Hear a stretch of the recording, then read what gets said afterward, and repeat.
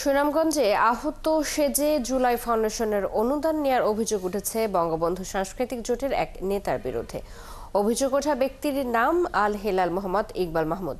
বিষয়টি জানাজানির পর 5 সদস্যের তদন্ত কমিটি করেছে জেলা প্রশাসন। শহীদুর আহমেদের তথ্য ছবিতে প্রতিবেদন। জুলাই আন্দোলনের আগে কখনো মুক্তিযোদ্ধার সন্তান, কখনো সাংবাদিক, আবার কখনো মানবাধিকার কর্মী পরিচয় দিতেন আল হেলাল। বাউল সেজে গাইতেন শেখ মুজিবুর রহমান আর শেখ হাসিনার গুণকীর্তন। এখনও গান করেন আল হেলাল, তবে বিএনপির জাতীয়তাবাদী বাউল দলে।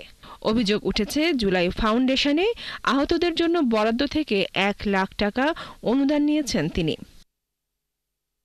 তবে অভিযুক্ত হেলাল বলেন, গেল বছরের 4 আগস্ট আন্দোলনে পুলিশের ছোড়া টিয়ার শেল তার চোখে লাগে, এজন্য সুনামগঞ্জ আধুনিক চক্ষু হাসপাতালে চিকিৎসাও করিয়েছেন। আমার আহত আর পিছনে কোনো নাই, উদ্দেশ্যমূলকভাবে বা সাজানো আহত আর এই ধরনের কোনো দুর্বিসন্ধি আমার নাই, কখনো ছিল না, ভবিষ্যতে হবে না। তবে চক্ষু হাসপাতালের চিকিৎসক জানান, হাসপাতালের চেয়ারম্যানের চাপে পুরনো তারিখ বসিয়ে আল হেলালকে ব্যবস্থাপত্র দেয়া হয়। এই সংক্রান্ত বিষয়ে যে আপনি একটি সার্টিফিকেট দিয়ে দেন, তাহলে আমি কিছু আর্থিক অনুদান পেতে পারি। তো মালিক পক্ষ আমাকে বলে যে দিয়ে দেন।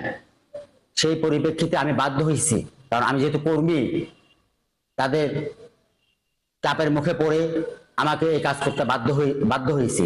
এদিকে হাসপাতালের চেয়ারম্যানের দাবি, তাকে ফাঁসাতে মিথ্যা অভিযোগ করা হচ্ছে। চিকিৎসকের সাথে যোগসাজশ করে ব্যবস্থাপত্র নিয়েছেন আল হেলাল। এই প্রেসক্রিপশনটা যেটা আমরা দেখতেছি, এটা আমাদের রেজিস্টারে কোনো এন্ট্রি নেই, তারপরে আপনার কোনো স্লিপ দেওয়া হয় না এটার মধ্যে।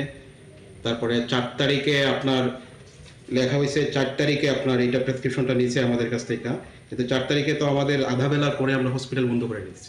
বিষয়টি জানাজানি হলে আন্দোলনে আহতরা এর নিরপেক্ষ তদন্ত দাবি করেন। প্রকৃত যোদ্ধা যারা আছে তারা তাদের প্রাপ্য সম্মানীয় এবং মর্যাদা পাক, এর বাইরে যেন কেউ না পায়। এর বাইরে কেউ পাইলে আমরা সুষ্ঠু তদন্ত ও নিরপেক্ষ তদন্ত চাই। জেলা প্রশাসক জানান, অভিযোগ প্রমাণ হলে টাকা ফেরত নেওয়ার পাশাপাশি দায়ী ব্যক্তির বিরুদ্ধে মামলা করা হবে। ফ্রড করে থাকলে পরে তার নাম বাদ যাবে এবং সে যদি এর অর্থে কোনো ধরনের সুবিধা নেয় তার বিরুদ্ধে মামলা করা হবে। ঘটনা তদন্তে এরই মধ্যে অতিরিক্ত জেলা ম্যাজিস্ট্রেটকে প্রধান করে 5 সদস্যের কমিটি গঠন করেছে জেলা প্রশাসন। বনশ্রী হালদার, 71।